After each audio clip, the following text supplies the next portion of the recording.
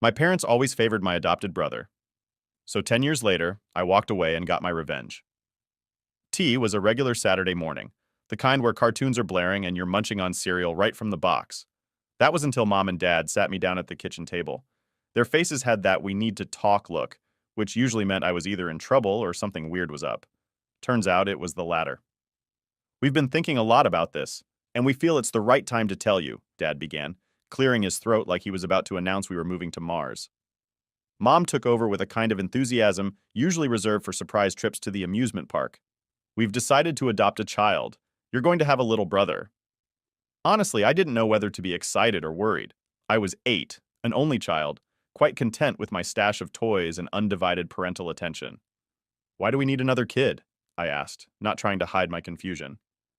Mom and Dad exchanged a look, one of those secret adult codes that scream he'll understand when he's older. There are many children out there who need a loving family, Mom explained. We have a lot of love to give, and we think it's a good thing to share that with a child who doesn't have what you do.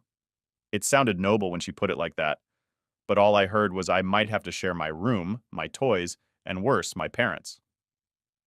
2 months later, enter Stephen. He was 7, a year younger than me, with this mop of curly hair and a shy smile that didn't quite reach his eyes. He was from a rough background, foster homes, and all that. The first few days, he was as quiet as a mouse, tiptoeing around the house like he was walking on glass. But quiet didn't last long. It took Stephen about a week to start showing his true colors. He had this knack, an almost genius way of manipulating mom and dad. He could turn tears on and off like a faucet, and somehow, he always seemed to know exactly what to say to win them over. At first, I thought it was cool having a little brother. I tried to show him the ropes, how to sneak extra cookies, the best hiding spots for hide and seek, even shared my favorite comics with him. But soon, it felt like he was the puppet master, and we were all dancing on his strings. His first masterstroke? The toys. My birthday rolled around, and I was stoked about the new bike I'd been hinting at for months. But when the day came, there was no bike. Instead, there was this fancy remote-controlled car for Stephen. Stephen has never had a real birthday party or gifts like you've had, Dad explained when I asked. My 8-year-old brain couldn't comprehend it. Why did my birthday have to be about making Stephen happy? And that was just the start. Christmas came and the pattern continued. I got socks and books. Stephen got the latest video game console. I remember staring at the tree, feeling this knot in my stomach as Stephen tore through his gifts with glee. When I asked why Santa favored him, Mom pulled the he's had it rough card again. As the months rolled into years, this favoritism only got more blatant. Stephen was a natural at playing the victim, and my parents ate it up. If anything went wrong, somehow it was my fault, and Stephen was the injured party. The worst part? He knew exactly what he was doing. After every argument, once the parents were out of earshot, he'd shoot me this smug grin that made my blood boil. It wasn't just at home either. We'd go out, and it would always be about what Stephen wanted. My favorite place in the world was this local pizza joint. They had the best cheesy garlic bread and arcade games. But Stephen? He was all about McDonald's. I hate McDonald's. But guess where we ended up 9 times out of 10? Yep, under the Golden Arches. It was during one of these McDonald's trips that I first seriously thought about how unfair everything was. There I was, picking at my nuggets, while Stephen devoured a Big Mac like he owned the place. I remember thinking, this isn't right. Why am I the one who always has to give up what I want? My parents had an answer for everything, though. Stephen needs more attention because of his difficult childhood, they'd say. Or, Stephen feels left out, and we need to make sure he feels part of the family. It was always something, some reason that made my feelings second tier. By the time my 16th birthday was on the horizon, I had a sliver of hope that maybe, just maybe, things would be different. My parents had started talking about throwing a party at the pizza place. It sounded too good to be true. And it was. Leading up to the party, Stephen's moodiness hit new heights. He sulked and pouted, making everyone around him miserable. I tried to ignore him, focusing on the guest list and the menu. Anything to keep my spirits up. But deep down, I had that nagging feeling. The feeling you get when you know the storm is coming, but you hope maybe it'll pass you by this time. Spoiler alert. It didn't. So that's the scene set. Me, a kid who just wanted to feel like he mattered to his own parents, and Stephen, the mastermind always 2 steps ahead. It was a recipe for disaster, and as my 16th birthday proved, disaster was exactly what was on the menu. As the years dragged on, the dynamic in our house didn't get any better. If anything, it got worse. Stephen was growing into his role as the golden child, and I was, well, just there. It felt like I was just another piece of furniture, occasionally useful, mostly overlooked. Take any random Saturday. We'd all be sitting around deciding what to do. I'd throw out the idea of hitting the batting cages or maybe catching a movie, something we could all enjoy. But no, we'd end up at some kiddie park because Stephen had a sudden urge to ride the merry-go-round. And it wasn't just that he wanted to go, it was that my parents thought these little excursions were crucial for building his self-esteem or some other parenting buzzword. The favoritism wasn't subtle either. It was right there, in your face, every single day. Like this one time, I brought home a trophy from a school science fair. I was buzzing, couldn't wait to show mom and dad. I placed it proudly on the kitchen counter, waiting for them to come home. When they did, I got a quick, "That's nice, buddy," followed by a half-hour rave about how Stephen had managed to score a goal in soccer practice. His goal wasn't even a game winner. It was just a goal during a regular practice session. But you would have thought he'd won the World Cup the way they went on about it. School events were a minefield too. Both my parents would always make sure to attend every single one of Stephen's events. School plays, parent-teacher conferences, you name it. But when it came to my events, it was always, "Oh, we'll try to make it," which translated to, "Don't hold your breath." Most of the time, they didn't show. I remember looking out into the audience during my solo at the school concert and seeing those two empty chairs. It stung, man. It really did. Then there were the holidays, which were supposed to be happy times, right? Not in our house. Christmas was the worst. I remember one Christmas, I had been eyeing this video game for months. I dropped enough hints that I might as well have taken out an ad in the newspaper. Come Christmas morning, I was like a coiled spring, ready to finally get my hands on that game. I tore through my gifts, but no game. Instead, I found clothes, some books, and a pair of socks. Classic. But Stephen? He got the game. The exact game I wanted. When I asked Mom why Stephen got the game and not me, she just said, "Oh, honey, you know how tough Stephen has it. We wanted to give him something special." I wanted to scream, "What about me? Don't I deserve something special too?" It's not like I needed material things to be happy, but it was about feeling valued, feeling seen, and I just didn't. Every gift opening session felt like a slap in the face, a reminder that I was the second choice, the backup plan. And it wasn't just big things like holidays or events. The day-to-day stuff added up too, like food, yeah, even what we ate. If Stephen wanted pizza and I wanted burgers, we'd be eating pizza. If I wanted to watch a movie and Stephen wanted to play video games, the TV was his. My wants and needs were always sidelined. It was like living in a twisted version of that old saying, "What's mine is yours, and what's yours is yours." The resentment built up like layers of dust on old furniture. It was gradual, but undeniable.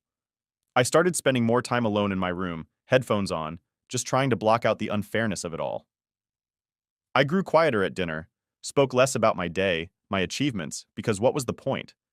They weren't really listening, not unless it had something to do with Stephen. Even my friends started to notice. They'd ask why I never invited them over anymore or why I always seemed down. I'd shrug it off, not wanting to get into it. How do you explain that your family treats you like an afterthought without sounding like you're throwing a pity party for one? The worst part was, I started to question if maybe there was something wrong with me. Why wasn't I good enough to warrant the same attention and love? I'd lie awake at night, wrestling with these thoughts, feeling like maybe I just wasn't as lovable or as interesting as Stephen. It was during one particularly low evening, right after another celebratory dinner for some minor achievement of Stephen's, that I decided I couldn't do it anymore. I was up in my room, the sounds of their laughter drifting up from downstairs. They were probably toasting to Stephen's mastery of some video game level or another. That night, I started to plan. Not just idle daydreaming, but actual planning. How could I get out? What did I need to do to make a life for myself where I was the priority? It wasn't just about getting away from them. It was about finding a place where I could matter. By the time my 16th birthday rolled around, I was more than ready to see if they'd throw me the bone of acknowledgement. If they'd finally, for once, make it about me, even just for a day. But deep down, I knew better. I knew that hoping for change was like wishing for snow in July. Unlikely and unrealistic. But a part of me, that little kid who still wanted his parents to see him, to love him, couldn't help but hope. My 16th birthday was supposed to be a turning point, a day just for me, celebrated at my favorite pizza place with all my friends. For once, I thought maybe, just maybe, things would be different. The week leading up to it, I was actually feeling a bit of that birthday excitement, like maybe this year wouldn't be a total bust. Mom and Dad had started making the right noises about the party a month in advance. They talked about booking the whole venue, which wasn't huge but was perfect for what we needed. They even discussed the guest list with me, making sure no one was left out. It felt good, planning something that was all about me for a change. I picked out the menu: extra cheesy pizzas, garlic knots, and of course, a giant lemon soda tower. Everything was set, down to the arcade tokens for everyone. As the day got closer, though, Steven started acting up. He was moodier than usual, quieter in some ways, but more explosive in others. It was like he couldn't stand the attention being on anyone but him. My parents, predictably, were more focused on calming him down than anything else. I noticed the shift, the way conversations about my party would get sidelined because Steven had a bad day at school or didn't eat his lunch. Despite the warning signs, I held onto a sliver of hope. This was my 16th, a big one, and they had to know that, right? The day arrived, and I woke up feeling a mix of nerves and excitement. I put on my favorite shirt, the one with the graphic of my favorite band, and headed downstairs. The house was buzzing, but not with birthday vibes. No, it was all about getting Steven ready. He had decided last minute that he wanted to come to the party, which wasn't the plan. Steven didn't even like pizza that much. He was all about burgers and fries. But there he was, getting fussed over like he was the guest of honor. By the time we got to the pizza place, I was already feeling a bit edged out. My friends started arriving, and that helped. We jumped into games, the noise and chaos of the arcade drowning out my frustration. For a while, it was great. We laughed, competed for high scores, and stuffed ourselves with slice after slice of pizza. Then came time for the cake. I had specifically asked for a vanilla cake with raspberry filling, my favorite. I was looking forward to that sweet end to a pretty good day, but as the staff brought out the cake, I saw it immediately. It wasn't vanilla. It was chocolate. Dark, rich chocolate, the kind Steven loved. Confusion turned to annoyance real fast. I watched as they set the cake down in front of me, candles flickering. The room sang happy birthday, but the words felt hollow. I turned to my parents, trying to keep the accusation out of my voice. "What's with the chocolate cake? You know I hate chocolate." Mom's face went through a series of emotions before settling on a forced smile. "Well, honey, since Steven's birthday is next month and he loves chocolate, we thought we could celebrate a little for him too today. It's like a pre-birthday treat." I couldn't believe what I was hearing. My one day, my birthday, was suddenly about Steven. Again. I glanced at him, and there was that smug little smile. That look that said he'd won without even trying. I lost it. "How dare you!" I shouted, louder than I meant to. The room went quiet, all eyes on me. "It's my birthday. Can't I have just one day? One day that's about me without him stealing it?" Steven's act kicked in full force. He put on a baffled face and looked innocently at our parents. "But we talked about this, didn't we? You said it was okay. Why are you being so mean?" I stared at him, speechless. We hadn't talked at all. This was the first I'd heard about the chocolate cake scheme. Before I could say anything else, Dad stepped in, his voice stern. "Enough. That's no way to talk at your birthday party. Apologize to your brother." That was the last straw. Apologize to him. For what? For wanting my birthday to be my own? I didn't apologize. Instead, I turned and walked out of the pizza place. I could hear my friends muttering, my parents calling after me, but I didn't stop. I walked out into the parking lot, fuming, hurt, and utterly defeated. After a few minutes, my best friend Mark came out. He didn't say much, just stood with me, which I appreciated. We didn't go back inside. Instead, we talked about random stuff, anything but the disaster the day had turned into. Eventually, Mom came out, her face a mix of anger and worry. "Come back inside," she said. "Don't ruin your party over a silly cake." But it wasn't just about the cake, and it never had been. It was about every ignored wish, every second-place finish in my own home. "I'm not going back in," I told her firmly. "I'm done being second best in my own life." Mom didn't understand, or maybe she didn't want to. She left soon after, and Mark's mom came to pick us up. The ride home was quiet, the kind of silence that's heavy, filled with things left unsaid. That night, as I lay in bed, I made a decision. This was it. I needed out. I couldn't keep living in Steven's shadow, celebrating his victories and mourning my losses in silence. I needed a plan, a way to carve out a space where I could be the priority, where my birthdays would be about me, and my achievements wouldn't play second fiddle to anyone else's. So I started planning in earnest this time. My escape was no longer a distant dream, it was a necessity, and I was going to make it happen no matter what. After the birthday disaster, I was more determined than ever to get out. Every day in that house felt like I was just taking up space, a placeholder until the next Steven-related event. It was clear I needed to do something if I wanted any shot at a life where I was more than an afterthought. I started by getting more hours at the local grocery store where I'd been working part-time. The manager liked me well enough and was sympathetic when I explained I was saving up for college and needed any extra shifts I could get. Money was my ticket out, and I was going to earn every penny I needed to make my escape. Every shift I worked, every aisle I restocked, I was thinking about the future. It wasn't just about leaving, it was about building something new. I started looking at colleges, scholarships, anything that could get me further away and give me a fresh start. The planning wasn't just about the logistics of moving out, it was about making sure I wouldn't have to come back. I started squirreling away money in a savings account my parents didn't know about. It wasn't much, but it was mine, and it was hidden. I felt a bit like a spy, sneaking around, gathering intel and resources for my big break. In school, I buckled down on my studies. Grades had always come fairly easy to me, but now I had a real purpose for maintaining high marks. Colleges wanted the best, and I was going to give them a reason to pick me. I met with my school counselor, Mrs. Henley, who was a godsend. She helped me navigate the maze of college applications and financial aid forms. "You've got a bright future ahead of you," she'd say, and I clung to those words like a lifeline. I also started distancing myself from home life. I spent more time at the library or at friends' houses after school. Home was where the heartache was, and I couldn't handle any more heartache. My parents noticed, I think, but they didn't do much about it. Their focus was, as always, on Stephen. Whether it was his latest school project or some minor accomplishment, he was their world, and I was just living in it. As my 18th birthday approached, I knew it was now or never. I had to make my move as soon as I was legally an adult. The thought was both terrifying and exhilarating. I had the plan all mapped out in my head. I'd pack up my things, say my goodbyes, or maybe not, and walk out that door into a new life. I didn't have a lot to take with me, which was both sad and a bit of a relief. A couple of bags of clothes, some personal items, and my laptop. That was it. That was my life in 2 duffel bags. It was almost laughable how little I had to show for my years at home. But it was enough. It had to be. About a week before D-Day, I started really packing. It wasn't like in the movies where the kid throws everything into a bag in a rage and storms out. I was methodical, making sure I had everything I needed, making sure I wouldn't have to come back for anything. I double-checked my stash of money, counted it 3 times, and tucked it into a hidden compartment in my bag. The night before my birthday, I couldn't sleep. I lay in bed staring at the ceiling, going over the plan in my head for the 100th time. Move out, go to college, get a degree, start a real life. It sounded simple, but the weight of what I was about to do felt like a boulder on my chest. Morning came, and I pretended everything was normal. I went through the motions, ate breakfast, even laughed at one of Stephen's dumb jokes. Inside, though, I was a mess of nerves. My hands shook as I poured my coffee, and I had to take deep breaths to calm myself down.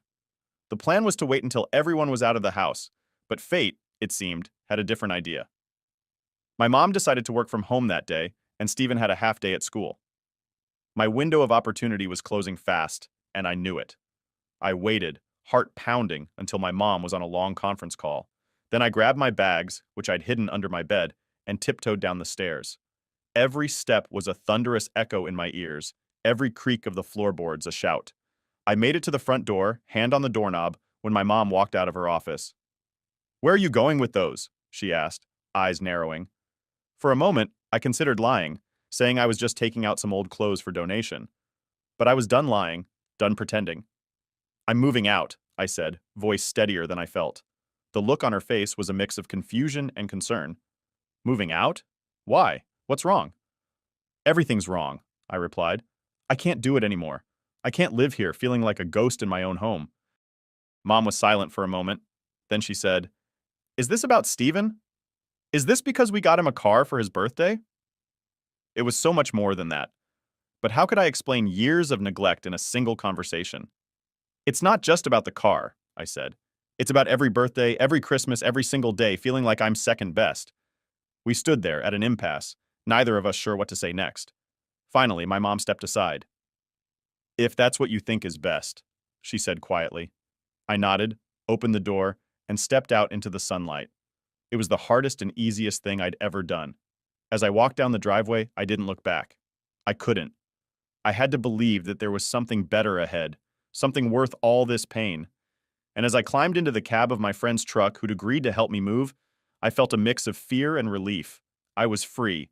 Finally, irrevocably free. And there was no going back. I had arranged for my friend's older brother Phil to pick me up. He was one of the few people I'd confided in about my plans. He understood why I needed to leave, and he supported me without question. His beat-up truck rolled up to our house just past 10 a.m., right on time. I dragged my bags out the front door, taking one last look around before I closed it behind me. Phil gave me a nod as I loaded my bags into the back of the truck. "You ready for this?" he asked, his expression serious. "As ready as I'll ever be," I replied, trying to sound more confident than I felt. The drive to my new apartment in the nearby city was quiet. I spent most of it looking out the window, watching the familiar landscape slowly give way to the new, unknown streets of my future home. It was a mix of suburban sprawl and urban clutter, a far cry from the neatly manicured lawns of my old neighborhood. The apartment was in a modest building, a bit run down, but it was mine. It was a tangible piece of my independence, something I had secured on my own. The rent was affordable, thanks to a deal I'd worked out with a friend of a friend who owned the place. It wasn't much, just a one-bedroom with a tiny kitchen and a living room that you could cross in 3 strides, but it was a fresh start. Phil helped me unload my bags and carry them up to the 3rd floor. There was no elevator, and by the time we reached my apartment, I was out of breath but exhilarated. This was it, my new home. "Not bad, huh?" Phil said as he looked around the sparse room. "A little paint, some curtains, and it'll look pretty good." I nodded, my mind already racing with ideas on how to make the space my own. "Yeah, it's perfect." After Phil left, I spent the first few hours just unpacking and arranging things. I didn't have much, so it didn't take long. I set up my laptop on the small desk in the corner of the living room and hung a few posters on the walls. It was bare, but it was a beginning. That first night, I lay in bed in my new apartment, listening to the sounds of the city. Cars honked, people shouted, and somewhere nearby a dog barked incessantly. It was noisy, so different from the quiet, oppressive atmosphere of my parents' house. Here, there was life, chaos, and it was invigorating. The next few weeks were a whirlwind of activity. I enrolled in the local college using the scholarship I had secured to cover most of the tuition. I found a part-time job at a nearby cafe, which gave me enough income to cover my living expenses and start building some savings again. College was a revelation. I was studying subjects I cared about, meeting people who were interested in the same things I was. For the first time in a long time, I felt like I was where I was supposed to be. I threw myself into my studies, determined to make the most of this opportunity. But it wasn't all smooth sailing. There were moments of doubt, nights when I lay awake wondering if I had made the right decision. The break from my family was harder than I had anticipated. There were times I missed them, or rather the idea of them. I missed what I had always hoped our family could be, not what it actually was. Those moments of weakness were tough, but I pushed through them. I had to. Going back wasn't an option. I knew that no matter how hard it got, it couldn't be worse than feeling invisible in my own home. As I settled into my new life, I began to feel more and more confident in my decision. I made friends, good friends who supported and encouraged me. I was doing well in my classes, and my professors were taking notice of my hard work. I had escaped. I had taken control of my life, and I was building something new, something that was all mine. And for the first time in a long time, I looked forward to what the future held. I wasn't just surviving, I was thriving. And I knew that no matter what challenges lay ahead, I had the strength to face them. I was no longer the overlooked second son. I was my own person, and my life was finally my own. I blocked and deleted my mom and dad numbers from my phone. They had no way to contact me, and I was finally free. But that wasn't the end of it. The best part came 5 years later. I'm still living in that cheap one-bedroom apartment and doing well in college. I'm about to graduate top of my class and have several job opportunities lined up. One day I got a call from an unknown number. I decided to answer it, and it was my mother. She was crying and wailing and said, "She's been searching for me all this time." She had got my number from the friend that helped me move. After 5 years, I had kind of moved on, so I was more sympathetic with her. We didn't talk much on the phone, but agreed to meet in person. I refused to give them my address, so we met at my favorite pizza place. I had to travel back in my car, but I didn't want to alert them even to the name of my city. She brought my dad with her, and they asked me how I was doing, etc. Seeing as the conversation is just going in circles, I tell them that I'm waiting for their apology. They both looked at me with a blank look and say, "Apology? Apology for what?" Then they proceeded to explain how I am the one who should apologize for leaving their house without a notice. I didn't get angry this time, and just kept listening. My mom explained how Stephen had asked for a car for his 20th birthday, and they had bought it for him. But now they were in debt. So they basically contacted me just to ask me for money so they could spend it on that damn Stephen again. Well, I had made a lot of contacts in college, and there was this one guy that could print counterfeit currency in mass numbers. I told my parents I'll send them the money in cash, and they hugged me and said that I was doing the right thing. They insinuated that this would be considered my apology, and I just smiled in return. Next week, I sent them thousands of dollars, except the notes were fake. I did this because I had a premonition about what they would do with this money, and I was right. They gave it all to Stephen, who decided it would be a great idea to take that money to a casino. While my parents didn't suffer any consequences, the casino had Stephen arrested and he was put in jail. I blocked my parents' number once again, and I'm currently enjoying a spa weekend with my beautiful girlfriend. Jail versus spa, it's pure bliss.